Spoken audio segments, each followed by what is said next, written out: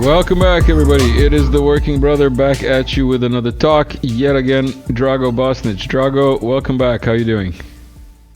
I'm great. A long time no see, and I should have probably changed my shirt, but I forgot all these days. Yeah. It's been really long since we last talked. We've gone for a flight in the meantime. It's like Drago Bosnic week here at the Working Brother. We've been flying and talking nonstop. No, seriously speaking, good to have you back. You've been on vacation for a while. The not so weekly news has turned into like a monthly update. This is part 2 of that monthly update. Let's get rid of this music. Hi, welcome everyone who's new here, and for some reason the algorithm thought you might like this. This is a comedy show, has nothing to do with reality. Now that that's out of the way, last episode we mentioned Muskie Musk and how he community notes Community Note Hall of Famer. Wow, man. Hezbollah is the victor. The entire Hezbollah leadership, including Nasrallah, has been eliminated. The world condemns Jewish terrorism. Yeah, that pretty much sums it up as far as I'm concerned. How about you, Drago? Are you on the side of Jews? Man, I support everything that has to do with the narrative. I would never support conspiracy theories and stuff like that because I'm just normal. Normal, huh? That's a scary word. Why is NATO so concerned about Russian Iranian missile deals? Drago, let's get into the not so weekly news. Yeah. I mean, jokes aside, obviously, what I said before, it was actually sarcasm. I think I'm saying this because I had a few times, when people didn't get sarcasm or thought that I was being serious when I'm not. Just to get that out of the way, obviously. As for the NATO's concern for Russian Iranian arms deals, it's quite interesting how that works. They keep arming the Kiev regime and giving them all these sorts of weapons that can also strike targets deep within Russia, but then they whine because Iran is allegedly sending missiles to Russia. And that the Russians are also, sending electronic warfare systems, jets, air defense systems to Iran. So interesting how that works, given the fact that the U.S. is attacking Iran all the time, and it's attacking Russia. So it's really shocking how they, found common ground against the U.S. I really don't know how that works. The enemy of my enemy, isn't that supposed to be like my enemy also?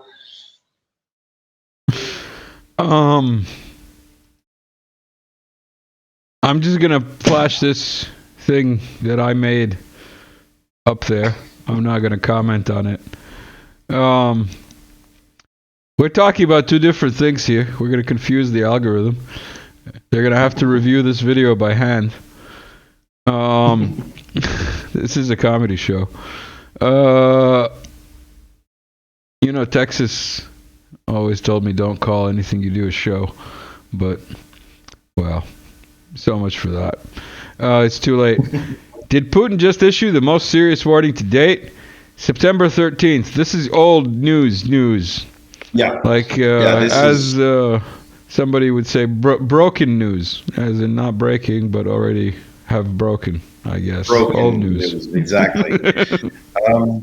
And it's going to be breaking news if what he said turns out to be true, because the world is going to get the breaking news. Definitely, it's going to be like 3 a.m. dawn breaking news type of deal. It's not going to be nice, which is, I think, one of the reasons why NATO budged in this case and decided not to give these long-range strike systems to the Kiev regime, because Putin said, in no uncertain terms, what's going to happen if this goes on. So if the Kiev regime gets these missiles, Putin said, we will know 100% that you guys are going to do the guidance and the ISR, and then the Kiev regime is just going to do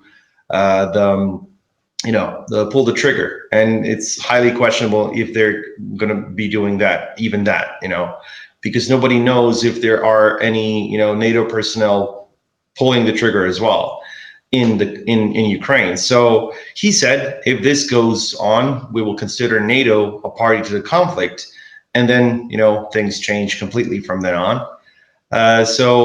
And then there's also one more article where I talked about this. It's called essentially Putin is not bluffing. He actually signed a law. We can get into that into details a bit later, but he signed a law that essentially codifies what he said in this article. So, if people want to fuck around and find out, well, go for it. Let's see what happens. I'm trying to flip through your articles as fast as possible to find that one. But I can't it's one of the more seem to find it for the umpteenth time. That's the one. Yeah, that's the one, exactly. For the umpteenth time, Putin shows he doesn't bluff. Do you want to get into that? Yeah. Well, there was this the Russian Security Council meeting where he said that a document has been signed revamping Russian nuclear doctrine that says that if there is a non-nuclear country and it's being supported by a nuclear power to attack Russia, then both countries will be considered legitimate targets for the Russian strategic forces. And Russian strategic forces have monstrosities such as the Voyvoda and the Sarmat ICBMs, and also a lot of these submarine-launched ballistic missiles, and as well as a bunch of other types of missiles of various ranges and various destructive, the levels of destructive power. So if somebody really, really wants to do this, then they can expect to see, Russian ICBMs launched at high-priority targets, as the Russians say. So if they really want to go forward with this, then the U.S. and NATO will actually feel the consequences directly. So it's not just going to be the Kiev regime, but everyone. And I guess they actually got spooked because now Russia has the legal grounds to use nuclear weapons whenever it deems fit. So good luck with that, I guess. Nuclear weapons whenever it deems fit. Military technical measures. I had a talk with Neboj Shramalic a while back where we discussed how it was in Switzerland long ago where Lavrov said that if the stuff in Ukraine doesn't stick to Minsk, they'll be forced to take military technical measures, and nobody understood what that meant. And then the SMO happened, and everybody was like, "Oh, oh yeah, that's what he meant." So there might be like new military technical measures that have to be taken to define. To clarify some definitions that have been outlined recently. It's crazy how that works. Like the Russians are very polite and diplomatic, and sometimes because they are the way they are, what they say doesn't seem as menacing as it really is. On the other hand, you have NATO and the US and the political West, which keeps saying these, using these big words, but they don't really mean anything. And then, you have the Russians, which are the complete opposite. So it's like the opposite. It's like the opposite of the boy who cried wolf, exactly. They're taken as being too soft because they're mostly soft. Yeah. I mean, and then the Russians, you have this boy who is Russian, and he's actually the wolf, right? And he doesn't cry. He doesn't touch you unless you touch him, and then he tears the living shit out of everything. So good luck with that, I guess, as I said. Do you want to do an article, or do you want to do a meme of sorts? It's not a meme. Well, let's do the meme of sorts. Of sorts. It's this guy. Mr. Gunter Fellinger, right. Fellinger. But now it's Fellinger Jan, because he took his wife's name. He took his wife's name. I've never heard of a guy who takes his wife's name, ever. Yeah, well, he must be extremely masculine, I would say, and like the man of the house, so... Russia, get out of Ukraine now. This is last warning. He didn't even bother to, Have proper grammar. And, yeah, I and mean, look this at that is face. I mean, if you were Russian, you would be like hitting your ass, with your heels, trying to run away from him. So, yeah, this is the last um, warning, I guess. hitting your ass with your heels. That sounds like that Russian dance, Kalinka, and that's not running away. They're not running away when they're doing that dance. They're like dancing on dead bodies, I think. Yeah, losing Metaphorically forward. speaking, losing forward. Metaphorically speaking, falling. They're falling. That's what it is. It's not even Yeah, dancing. It's falling. U.S. sanctions on Russian state media. Hold on. We know something about that here. Where are my yeah. pop-ups? Where are my pop-ups? Not eligible for monetization. Hello. Buy me a coffee. Hello. And thank you to everyone who's a patron. Also, thank you to the people who bought coffees, and thank you to the patrons. Yeah. And everybody who can't like, share, subscribe, all that good stuff, that matters just as much. And comment. If you think the comedy is good, comment. If you think it's terrible, then you have to comment. That's what we're aiming for. RT Witch Hunt, an American pre-election madness. We would know about that here, would we, Drago? Yeah, At Bricks? yeah, Info yeah. We portal? already had Clinton. You wouldn't have anything to do, like, you wouldn't have any experience. Tell us. Yeah, I mean, now for the U.S., it's not enough to ban RT at home. Now they want to ban it everywhere because they have a problem with people watching RT anywhere. And it's interesting because it's actually connected with the election, because a lot of Americans have access to RT through other platforms and through other countries. And of course, we can't have that because, freedom and democracy, it works in a different way. Now before the election, because there's only a bit over a month left before the election, the deep state wants to make sure you get only the right information, the normal one from the beginning of the video, when you ask me what I think about certain things, in order to make sure you stay normal and you stay informed, you shouldn't watch Marti because it's full of disinformation and conspiracy theories regarding a lot of stuff. Like, for example, that Russia is winning. It's obvious that the Kiev regime is winning, which is why they're calling for peace, because they're so tired of winning, and they want to give Russia a chance. So, as I said, just keep watching the mainstream media. You're going to learn a lot.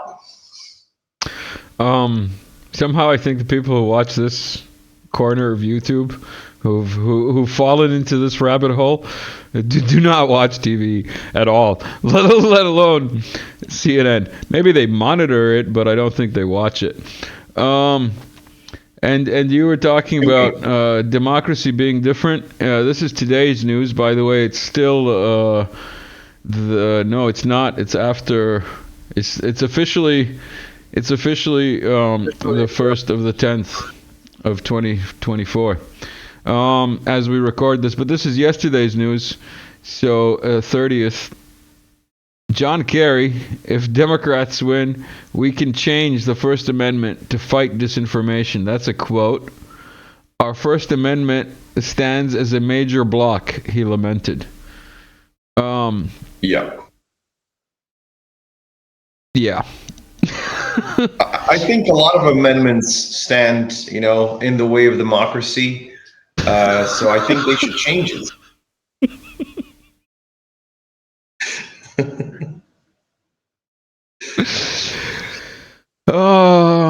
NeoNazi Hunter recruiting terrorists, helping them attack Russian military bases in Syria. Yeah, I saw that these guys are getting handy, and the Africans too are getting handy with Ukrainian tactics, and jihadi terrorists in Africa are being trained by Ukrainian drone dropping tactics. Yep. Any comment? I mean, like, what do you have to say about that? The Kiev regime is winning so hard that they are expanding the front line everywhere else. I mean, they're exporting. They're exporting the win. They're exporting exactly. The win. Exactly. Like they're Sharing so good caring. that they're now attacking Russia overseas, in Africa, in the Middle East, especially Syria, and they're also like getting all these democratic opposition fighters, to Ukraine, where they're going to fight the evil Russians. So it's interesting how that works. Like these guys, like if I were a conspiracy theorist, I would say that these guys are all mercenaries and, guns for hire or whatever they're called. And I'm sure they're all nice people. I mean, they're fighting. They've been fighting for democracy in Syria for years. And if you look at the people of Aleppo and all these other cities where they ruled, they were so unhappy when these guys left, and they were so unhappy getting electricity and water and these other, appliances back. So this is now Syrian propaganda. Now you're a Bashar Assadist. Yeah. You're Assadist. Alawite. You're Alawite supporter. You're not even Muslim. Do you know the Alawites are not even Muslim?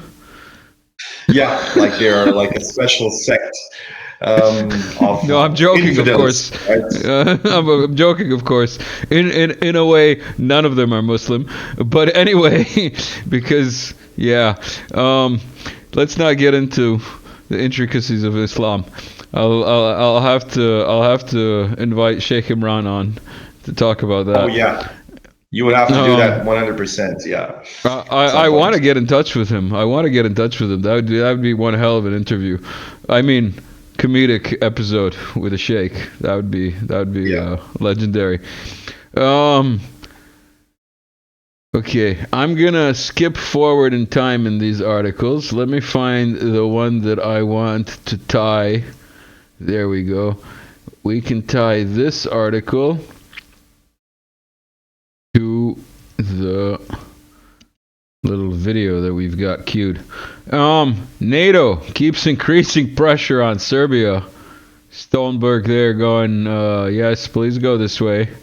And AV going, please don't make me smack you. I think it's hilarious that AV is the tallest among them all.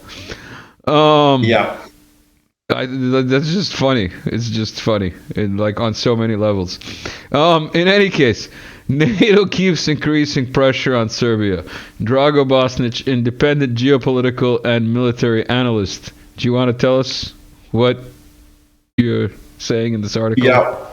As a Serb? Yeah, like NATO is considering the fact that it's preparing for a possible confrontation with Russia, possible being very probable in this case, actually. They don't, they want to make sure they have no one on their backs, they want to make sure nobody is going to be behind their backs and who's not 100% pro-NATO.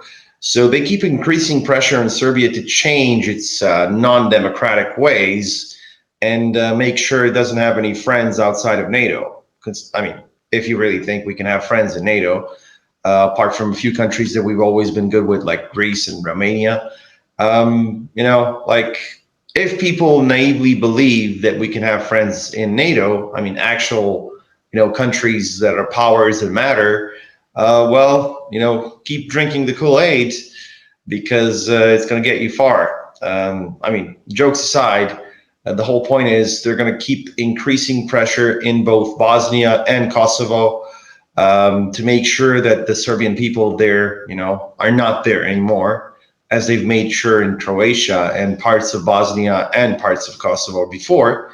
So, it's going to be quite interesting, to put it mildly, for Serbia in the next several decades. For the newcomers, just like a clue you in, we're both Serbs, and he's from Srpska Krajina, which is, or used to be, Serbian part of Croatia that was ethnically cleansed in Operation Storm with NATO support, and Drago is technically a refugee. Technically, even I'm a refugee, but we'll get into that some other time. So NATO putting pressure on Serbia. Serbia, the double-headed eagle, with Vučić going meh, and on the other side, we've got this going on. Let me play it in the background and put this up here. We've got Dačić in Guangzhou, China, at Serbia China SWAT joint exercise and training presentation. Dun, dun, dun, dun. Should I play the volume? Yeah. This can't be copyrighted. Do we have any Chinese subscribers? If you're a Chinese subscriber, you have to leave a comment. Like, I'm really interested. Do I have any Chinese subscribers? China #1. Do you think he got one of those laptops with the 7,000 drones? You think there's more than 7,000 troops? So. You think there's more than 7? That's what I was getting at the other talk. We didn't finish that point with the drones because I knew this was coming and I wanted to make this joke. So Putin says 1.5 million drones by next year production for Russia. We're getting 7,000 drones by the end of this year. Ukraine has 400,000 troops max, which means 3 drones per troop, which is a really good numbers. So my question to you is, how many NATO troops plus those people calling themselves police officers are there in Serbia's southern province? Do you know? Yeah, I think consider like there aren't as many NATO troops as there were before, but at least like it's 10 to 15,000 of them, and there's at least 5 to 10,000 of these Albanian guys. So but I think like when it comes to like pure combat troops, I think 7,000 drones is going to be perfectly enough. Are you seeing this? Are you seeing these motorcycles? Yeah. These are not robots. These are people. As far as I know, they're not robots, but they could be. Well, the Chinese might as well be robots with their coordination and abilities, to count stuff and do stuff. So I don't even know why they need robots, considering how good they are at whatever they do. This is why, because they don't want to waste their population when they can also waste robots. This is a hilarious true. Still. This is a hilarious still. This should be a meme. Can you guess which one the Serb is, which one the Chinese one is? Also, yeah. This is their little exercise. I'm not going to play the whole thing. But they had a... There we go. They had a little EOD bot. And then like a little destroyer drone. And also like a helicopter rappel. All kinds of things. And then they got little awards. So that was that, basically. They had a little exercise. I think this is important because, like China actually doesn't do a lot of exercises of this sort. Like, and especially it doesn't host, other countries on its territory, and like has these exercises with like military style. Like, this is a police style exercise, but it also has let's say the parameters of a military one. So. I think this is a major thing. Time out. You're saying it has a parameter? It was an anti-terrorist. It's our PSI. The Serbian PSI is anti-terrorist or unit, basically. And with you have to be pedantic with these people because, like, it's police, it's internal forces for Serbia's internal province of Kosovo, which is. Yeah. Has people there who are proclaiming to be police, which is a parallel paramilitary terrorist organization. So an anti-terrorist operation would involve taking out these guys. It's like the Russian OMON, Yeah, exactly. When they show up with a BTR and drill a house with the BTR, it's because there's terrorists inside with bazookas. You know what I mean? Like, it's pretty simple. You got to bring the right tool for the job. Right. I just hope we're going to get those drones just obviously for shows for the purpose of having all these visuals. Yeah. Shows. Yeah. Not for military any parades. Sort of like anti-terrorist exercise. God forbid. As I said, I'm just a normal guy who wants to believe in the official narrative, and I just want to see a bunch of drones making these incredible shapes. Not dropping stuff on terrorists. They wouldn't even have to drop. They could just like run after them. Like imagine just 3 drones per person running after you, just like hovering above you, and like you'd be scared shitless, man. You'd start running no problem if 3 drones were circling around you. Like I don't care what kind of military training you have. 3 drones per person. I think that's what it would take. So yeah. I think like one of those Chinese transport planes that keep landing at the airport here. How many drones do you think it could take? Like 15,000? I think you can put like 15,000, maybe more. Maybe more. I was just about to say maybe more, but as I said, it's all for peaceful purposes and for like these drone shows, because fireworks are expensive, man. Like it's always better to use drones. And it's more environmentally friendly. Exactly. I think that's the major reason why we're getting them. Exactly. One can only hope. We are in the European path. Secret Service Director talks about global conflict while NATO wants long-range strikes on Russia.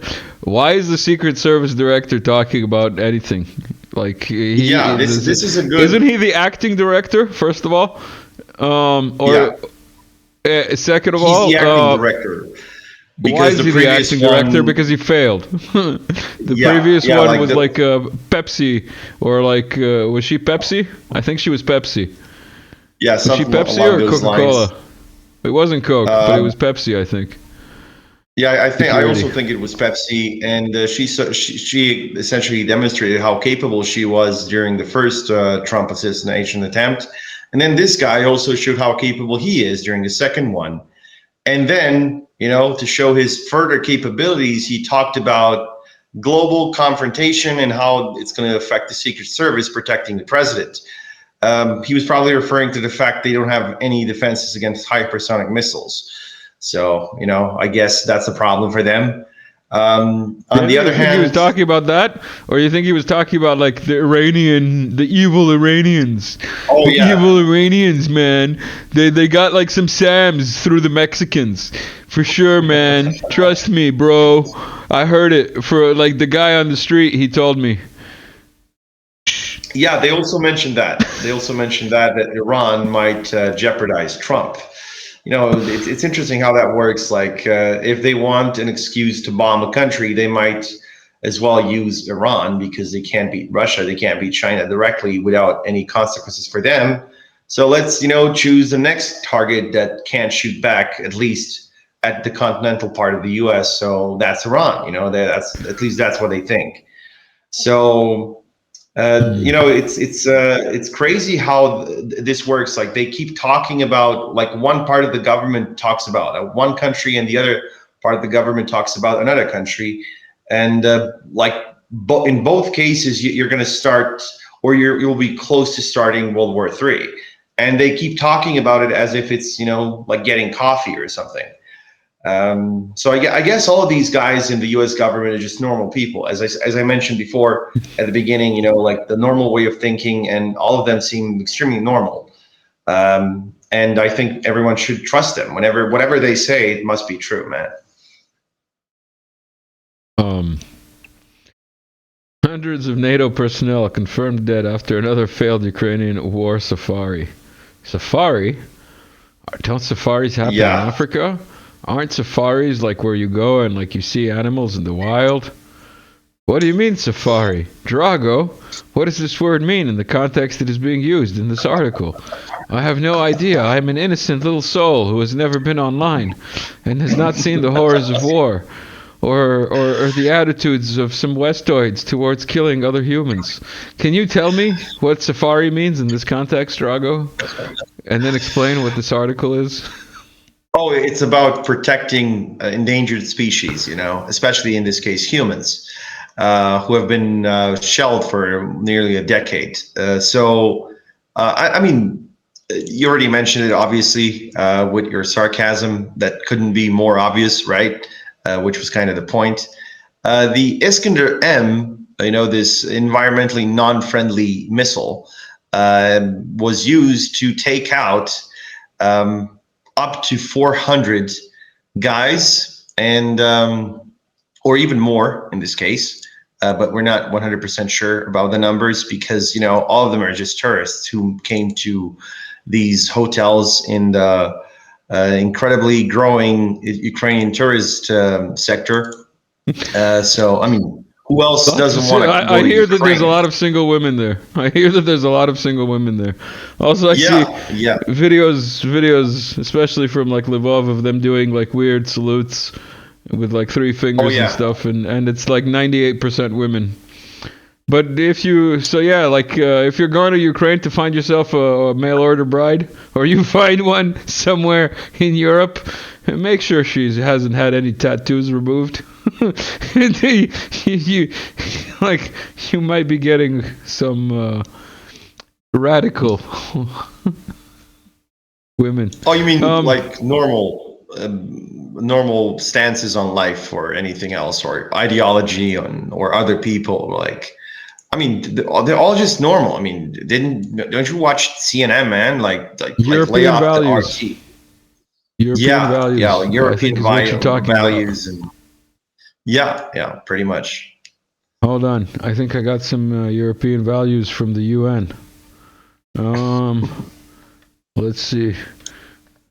This is from the UN.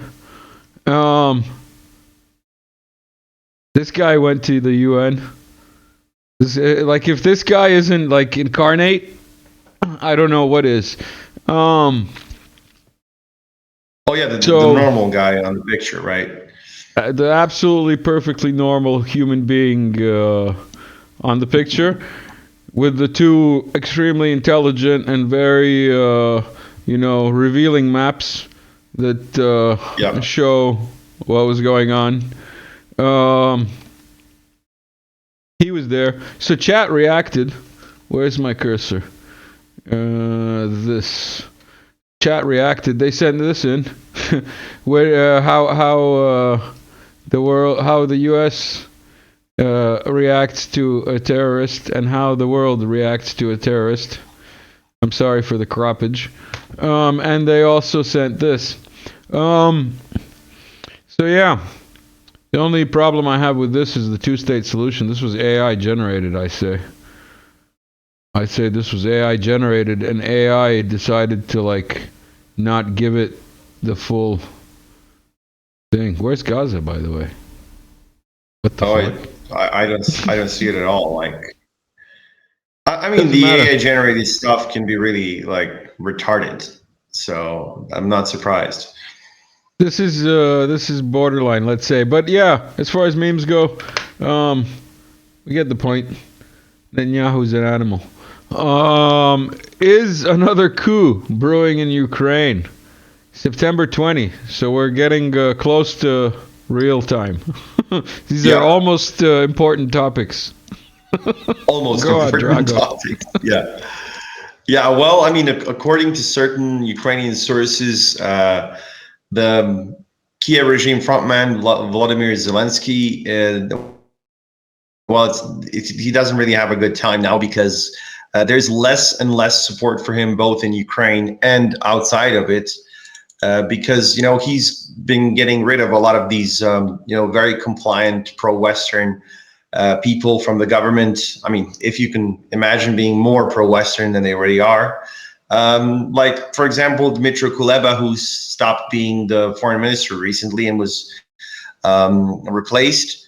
So, whenever Zelensky sees someone who might be a threat to his democratic rule, he removes them, as was the case with Zaluzhny, who was replaced by Syrskyi, and then now Kuleba, and a lot of these other guys who might seem, like a political threat to him. Or, for example, Kolomoisky, the guy who financed Zelensky at the beginning of his political career, and is now in jail for corruption because, whenever Zelensky has political opponents, he suddenly realizes that they might be corrupt and they might corrupt the country, So he wants to make sure the country is far less corrupt, so he puts them in jail. Only because of the corruption, obviously, because Zelensky is not corrupt and he's never been corrupt and he's never killed any journalists, for revealing his corruption, especially those not those from Egypt, and especially not guys called Alavi. So, yeah, I mean, democracy in its full force keeps working, and keeps helping the Ukrainian people again get more and more democracy. And you mentioned before the C-130 transport aircraft that actually brought, or actually it was C-17 if I'm not mistaken, that brought Zelensky to the U.S. recently, where he's now helping Kamala Harris get more democracy to the Americans. So he's contributing to a lot of normalcy in the world, I would say. I had so many things that I wanted to interrupt you with, but then I was like, the subscribers will probably comment and like blah blah, and then I was like, I won't interrupt. I'll let him talk. I'll let him pretend this is an actual like news thing. So I have to break it. I was looking at memes here. I have to break it up. This was sent in New Eastern Outlook. Mr. Krabs forwarded this. I don't know if he wanted a screenshot to include that he sent it along. But in any case, Modlane Israelisé. The French have chosen the word of the year. The verb to Israelize, to take something that does not belong to you, then shamelessly pretend that it belongs to you while playing the victim. Man, this seems like propaganda. It could be. It could be. I cannot confirm or deny. But I can confirm that I am this old. Are you this old, Drago? Do you remember one of these things? Yeah, I would say I am. What did you use it with? Which console? Oh, Sega. I mean, the old one. Yeah, exactly. We're not quite Atari old. Can Europe come back to its senses? Yes, if there's a huge revolution. That is not a call to action. That is a joke. This is a comedy show.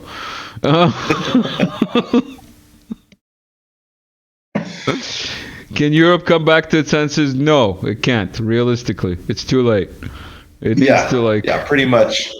Even though I tried to put like a positive note in there, positive note based on fear, not because they're coming back to their senses in terms of like not wanting to start World War III. It's about not wanting to die because, some of them realize they're going to die in World War III. It's not going to be like a one-sided war like it's always been the case with all these, the spreading of democracy in Afghanistan and Iraq and Serbia and Libya and Syria and everywhere else where democracy is being spread and where development is being promoted, because that's what the normal people do, right? So in this case, especially Scholz, he said he's not going to deliver the Taurus air-launched missiles, which are broadly equivalent to the Storm Shadow, although they have a higher range. So they have a longer range. So essentially, he's saying he's not going to do it. He's not going to send them to Ukraine, right? I guess when Putin says we're going to nuke you if you do this, maybe you should think about not doing it, right? And this is where the census part comes. Hopefully, I'm really, really hoping that these guys don't have a death wish, so they might not go forward with this plan to deliver these missiles to the Kiev regime. Drago, the eternal optimist. See if I can click this on. Okay, now this video should be on repeat. Let's see if it's on repeat as it plays out. If it is, then we'll turn up the volume and get this pilot's. Nope, it's not on repeat. How about now? Maybe it's on repeat, and I'll go previous, right? No. What? Next. Oh, that was the last video? There we go. Previous. Come on, give me the...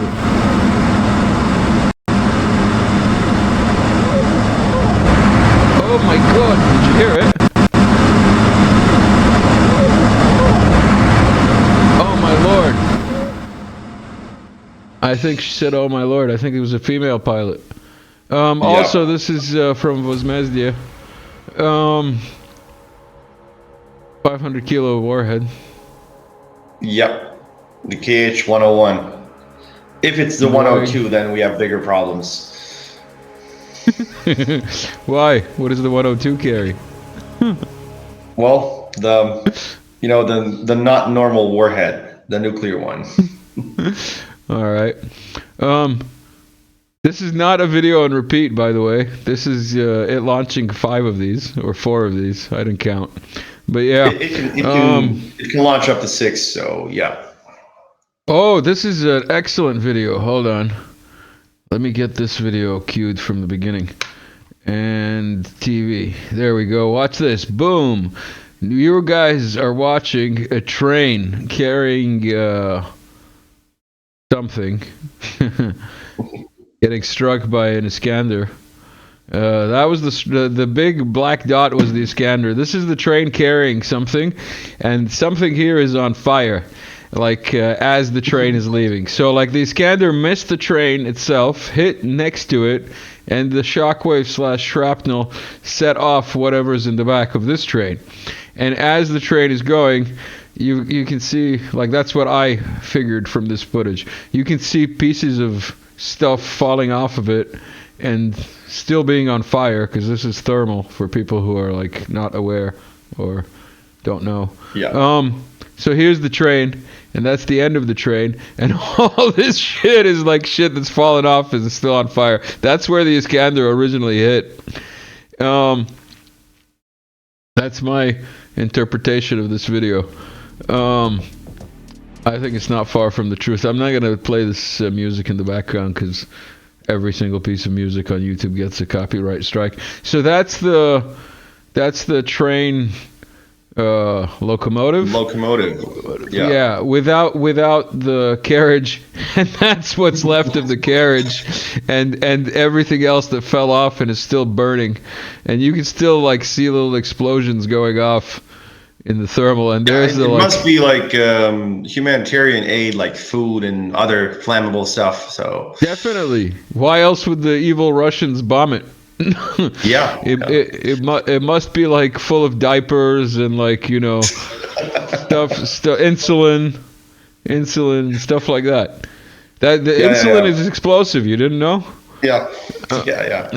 It must be that. It must be that causing all the fires and everything. Probably. And we're back to the drone. So we've done a full circle with the videos. We've covered all the videos. Bravo to us. Let's close that player and get back to your articles. Will Trump really change American foreign policy? Will you really buy me a coffee? Look, somebody bought me a coffee and now I have a coffee. No, really. Why don't you tell me about Trump changing foreign policy? I really want to hear this joke. Tell me. Well, actually, what I said, you know, like, because I mostly have positive coverage of Trump because the guy doesn't want to blow up the world. Like, for the most part, I commend him for that. And, you know, it's bad for business, man. It's bad for business to blow up the world.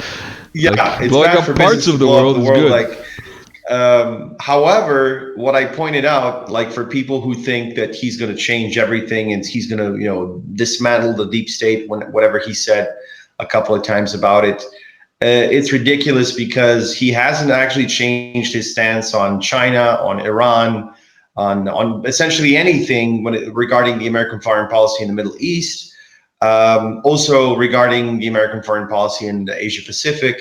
Like, it seems to me that Trump is like, he just doesn't want to get Russia on his bad side. You know, he doesn't want to get into a confrontation with Russia, but everyone else is okay because they are not as powerful as Russia. So this tells you all you need to know about the actual, you know, goals of American foreign policy. And it's not about, you know, becoming like a country that's going to be a part of the multipolar world. It's not, you know, and Trump is not a magician. And even if he wanted to, he couldn't do it.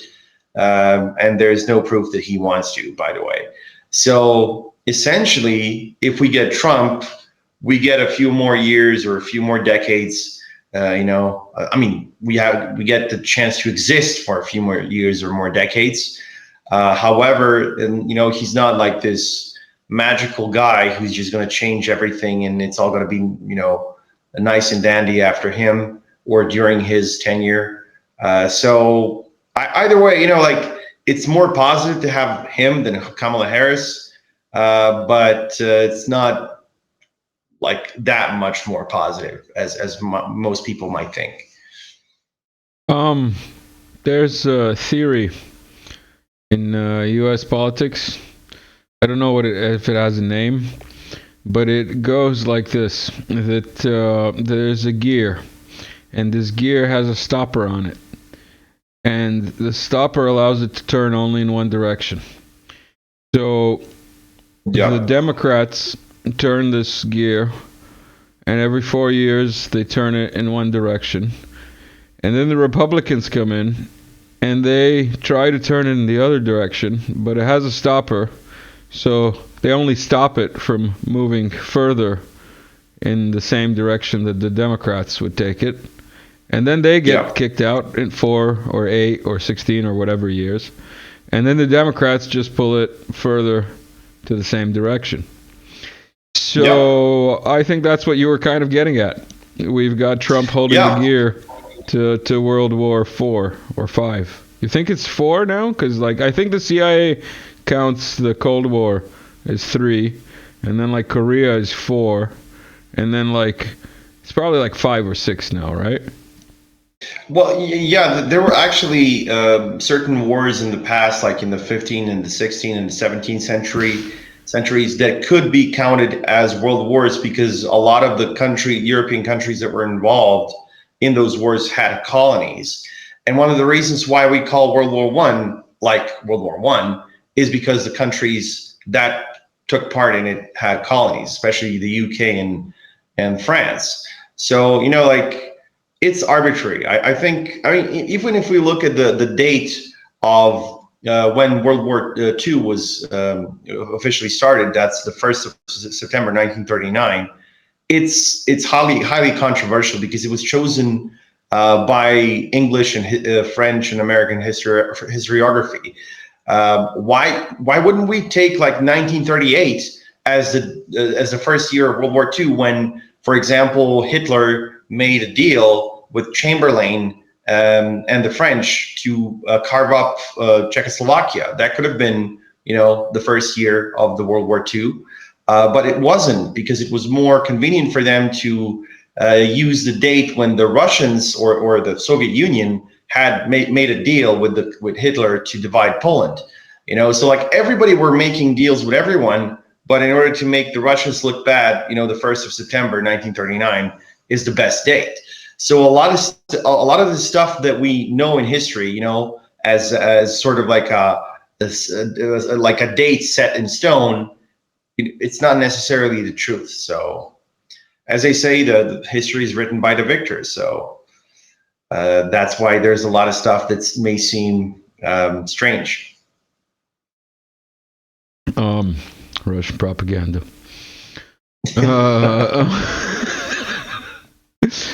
Got some more Russian propaganda here.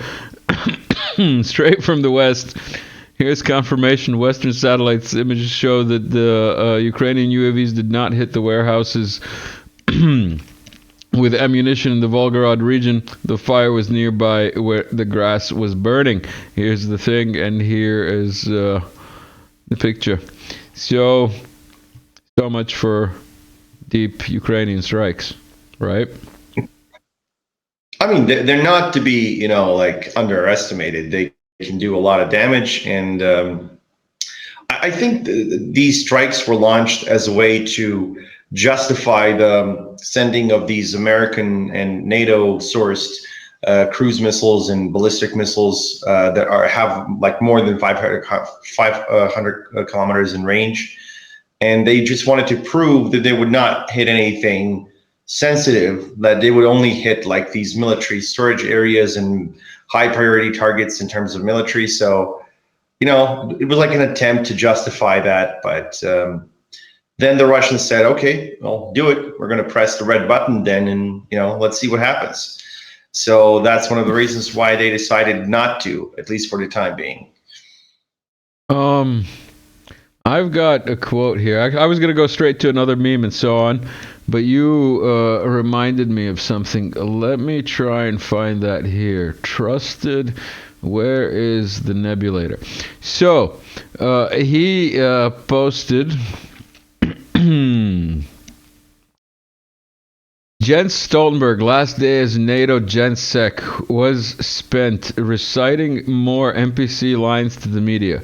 One of them was that there is no need to change course regarding Ukraine over Moscow's nuclear doctrine updates because Russia has threatened NATO before and done nothing. This is obviously a dumb take, since these nuclear doctrine changes are meaningfully precise because, capital letters, Moscow has been restrained previously. But I can totally understand why this is your NPC is thinking. That's how it's spelt this way. Because of Russia's failure to communicate. Lavrov's comment that victory is the only language the West understands suggests that Moscow has come to realize this, but that just means some practical application of force is inevitable. So, this is the military technical measures that we were talking about. Practical application of force.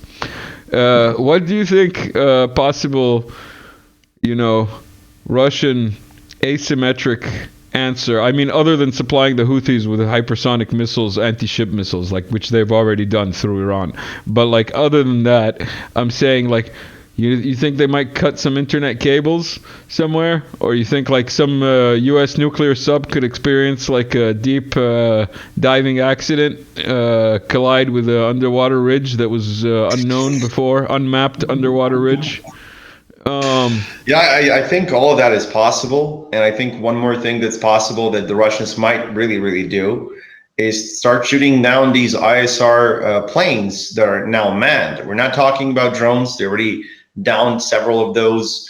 We're talking about manned jets with a dozen or even more, like a few dozen technicians who are guiding the weapons that are being sent to the Kiev regime.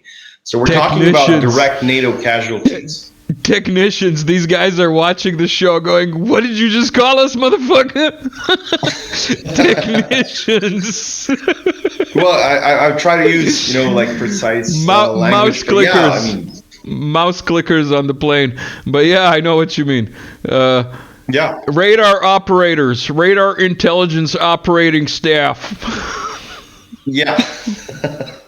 ELINT and SIGINT officers, if you want, if I'm going to be more precise, these guys, they're very important because they're highly trained. They know what they do. They relay extremely important information that's crucial to winning a war. So Russia could start shooting those things down. And we're not just talking about this. There's also the possibility that Russia might hit highly important targets within NATO. So, for example, I hope I'm not going to mispronounce the city of Rzeszów, right, in Poland, which is a very important hub in southeastern part of Poland, which is an important hub for a lot of NATO equipment that is being sent to the Kiev regime via train or transport trucks or whatever.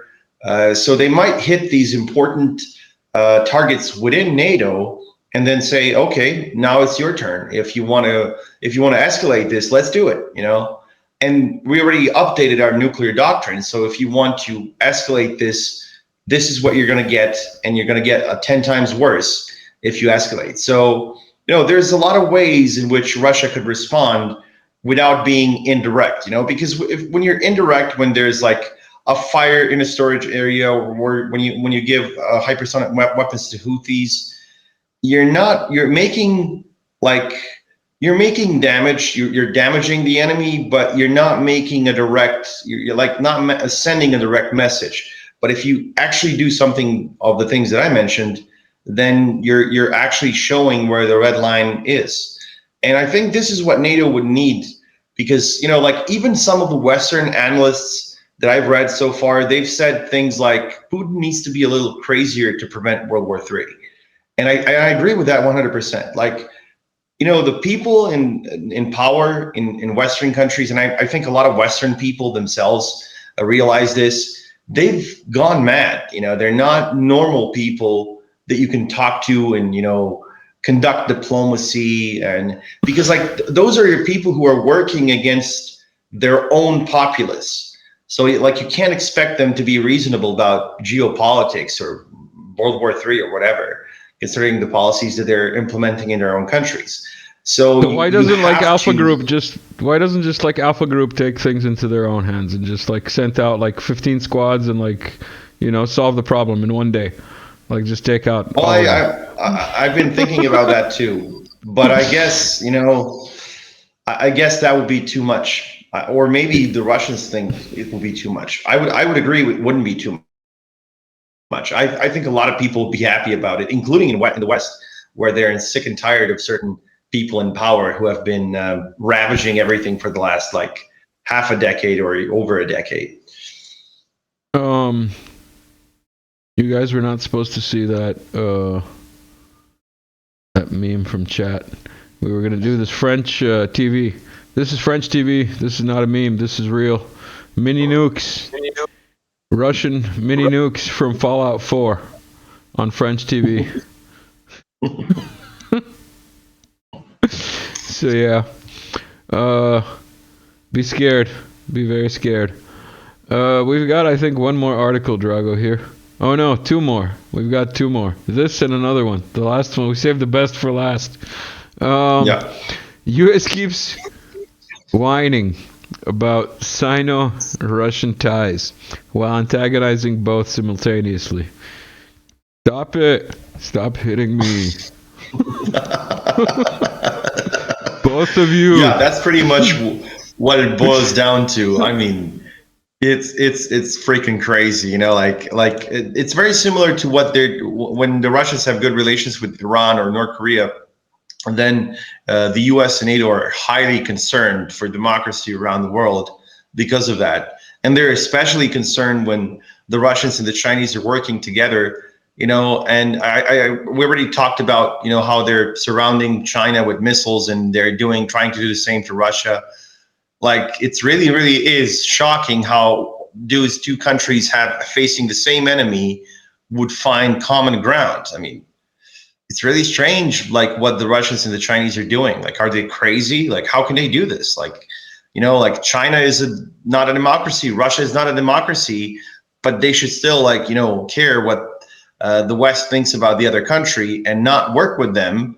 But actually, I think, because I'm a normal guy, as I said at the beginning of the video, I think what the Russians should do is they should help the West neutralize China, and China should help the West neutralize Russia.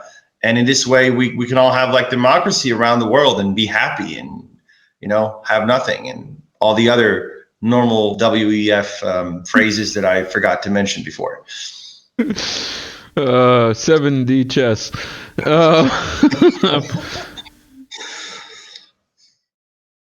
Let's see here. We don't want to get into that. We want to get into this. Oh, I got echo from you. I don't know how that's possible all of a sudden. Anyway, I came across this. Why advertising falls flat on individuals with autism? This is an old piece of news from 2017. You're immune to propaganda. Yes. You are immune to propaganda if you are slightly autistic. Well, immune to brainwashing, at least for marketing, which is basically what this is, as in what... let's see here. This is what it looks like for an autist. Watch this.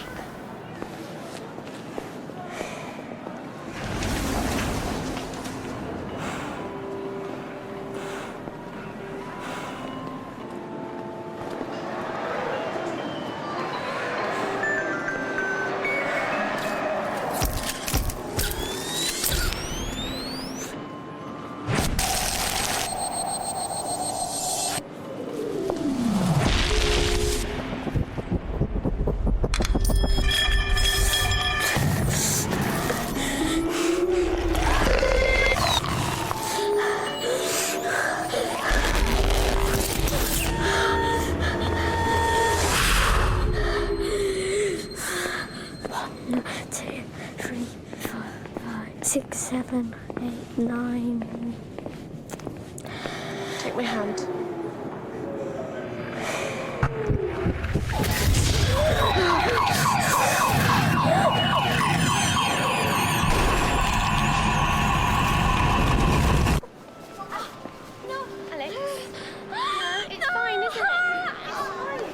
I'm not naughty. I'm autistic. And I just get too much information. So yeah, that's why you're immune to propaganda, because you might be autistic. By the way, you're not autistic or not autistic nowadays. Nowadays, it's like a scale. So you're like a little bit autistic or a lot autistic or not autistic at all, maybe. But you're probably autistic. I think I've seen the scale somewhere. I forgot, like there's like 20 level. I mean, it keeps increasing with various like levels of severity when it comes to autism. So yeah, I'm definitely autistic on some scale. Well, I think we all are to a certain degree, or at least most of us. That's my defense. Anyway, yeah. That, and it's a comedy show. In any case,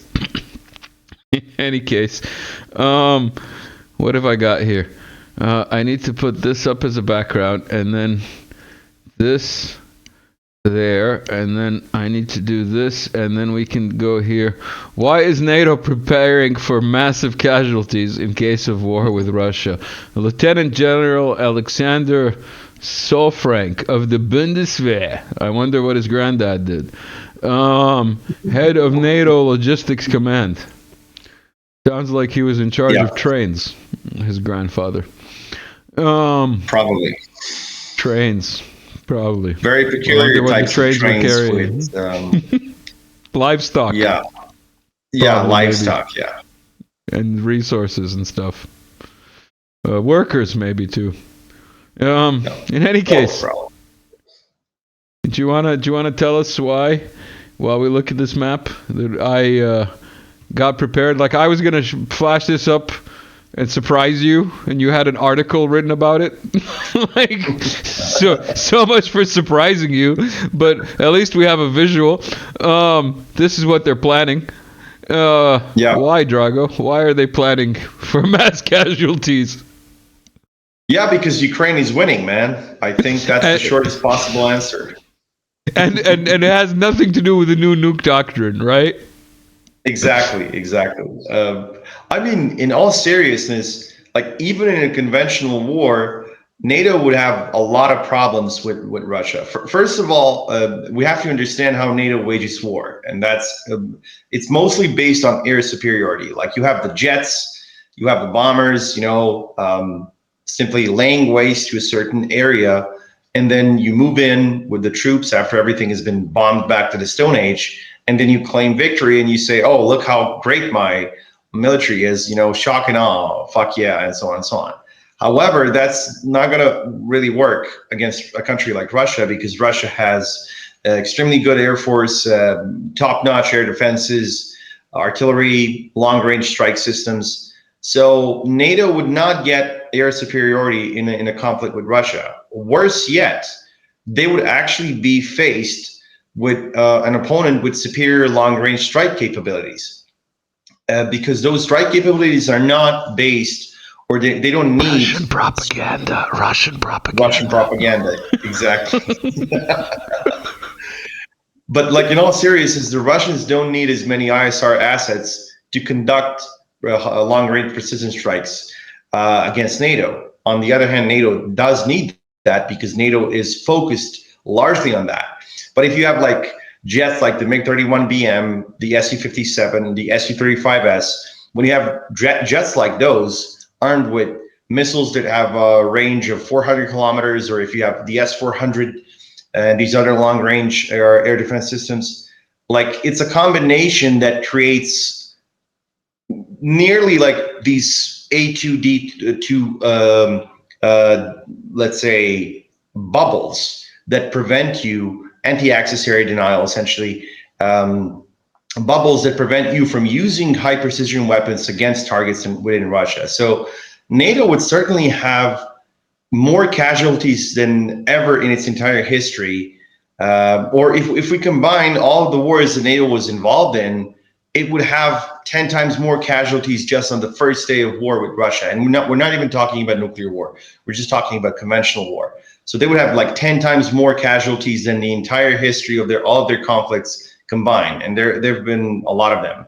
So essentially, I think NATO is preparing for this. And this is what General Solfrank is saying.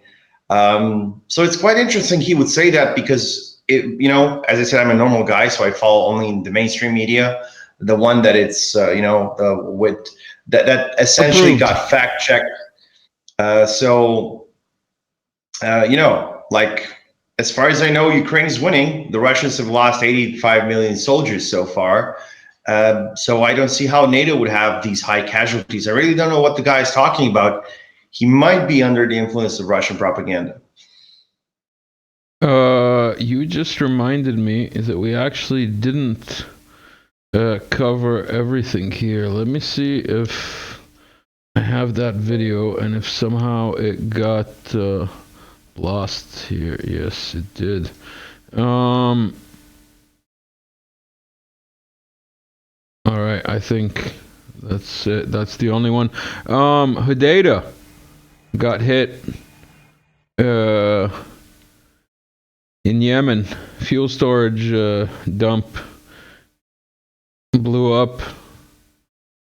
The Israelis doing that thing that they're doing, not only in Lebanon but all around the Middle East, getting ready to set everything on fire. We've been going well over an hour and 7 minutes now. If you've not had enough, check out the link that I'll leave here with our friend who we had a talk with, who is from Yemen and was actually in Hodeidah. She moved out now. That was an interesting talk. Also, chat sent this in. We're just going to pop that up as the last meme. I'm going to play some music. Drago, we got a lot done today, and we went flying yesterday. Yeah. It's good to have you back, man. It's been a while. Did you have fun? I like it when my guests have fun. That's good. Absolutely. That's good. Absolutely. As long as you had a good time, nothing else matters. Everybody who's watching to the end, wow. Like, you guys are like legends. Thank you. Pat yourself on the back for doing a good job.